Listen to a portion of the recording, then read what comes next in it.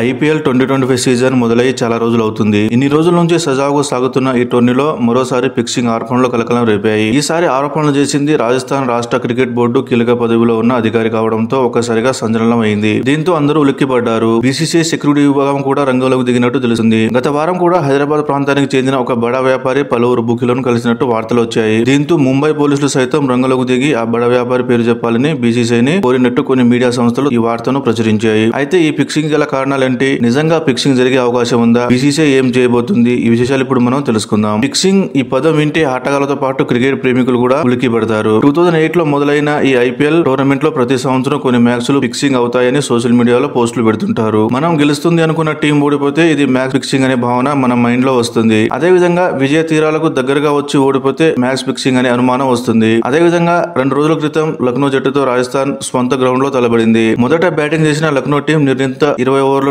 180 పరుగులు చేసింది. అనంతరం బ్యాటింగ్ మొదలుపెట్టిన రాజస్థాన్ ఓపెనర్లు జైస్వాల్, వైభవ్ సూర్యవంశీ అదిరిపోయే ఆరంభం ఇచ్చారు. ఓవర్లు సిక్సర్లతో అదరగొట్టారు. 9 ఓవర్లలో ఒక వికెట్ కోల్పోయి 86 పరుగులు చేసింది. క్రీజ్ లో జైస్వాల్, పరాగ్ ఉన్నారు. వీళ్ళ ఊపు చూస్తుంటే మ్యాచ్ ను 16 ఓవర్లోనే ముగించేలా ఉన్నారు. కానీ సీన్ రివర్స్ అయింది. చివరి ఓవర్లో 9 పరుగులు అవసరమయ్యాయి. చేతిలో ఇంకా 5 వికెట్లు ఉన్నాయి. ఈ స్థితిలో బౌలింగ్ చేయడానికి ఆవేశ్ ఖాన్ వచ్చారు. 6 బంతుల్లో కేవలం 7 పరుగులు ఇచ్చి 2 పరుగుల తేడాతో లక్నోకు విజయాన్ని అందించారు. ఇక్కడే అందరికీ అనుమానం వచ్చింది. క్రీజ్ లో 2 రెగ్యులర్ బ్యాట్స్మెన్స్ ఉన్నారు. ఇటువంటి సిచ్యువేషన్ గతంలో చాలా సార్లు చూశారు. కనీసం గ్యాప్ లో బంతులను కొట్టి బాల్ కు 2 రన్స్ తీసి విజయం సాధించవచ్చు. ఇలాంటి ఐపీఎల్ ప్రొఫెషనల్ లీగ్ లో 6 బంతుల్లో 9 పరుగులు చేయలేరా అనే డౌట్ అందరికీ వస్తుంది. ఒక రకంగా చెప్పాలంటే రాజస్థాన్ హోమ్ గ్రౌండ్ లో మ్యాచ్ జరుగుతుండటంతో ఫ్యాన్స్ కూడా వారి టీం విజయం సాధిస్తుందని ఫిక్స్ అయ్యారు. చేజింగ్ లో కూడా ధాటిగా ఆడారు. కానీ చివరిలో కాస్త తడబడ్డారు. అప్పటి వరకు విజయం మనదే అనుకున్న రాజస్థాన్ ఫ్యాన్స్ ఓడిపోయేసరికి ఒకసారిగా షాక్ అయ్యారు. దీంతో మ్యాచ్ ఫిక్సింగ్ అనే ఆరోపణలు వచ్చాయి. ఈ ఓటమిని జీర్ణించుకోలేక ఆ రాష్ట్ర క్రికెట్ సంఘం వ్యక్తి కూడా ఈ విధంగా ఆరోపణలు చేశారని తెలుస్తుంది. మొత్తానికి బీసీసీఐ కూడా చాలా అలర్ట్ గా ఉంది. ఎటువంటి ఆరోపణలకు తావు లేకుండా టోర్నీని సజావుగా నడిపేందుకు కృషి చేస్తుంది. ఈ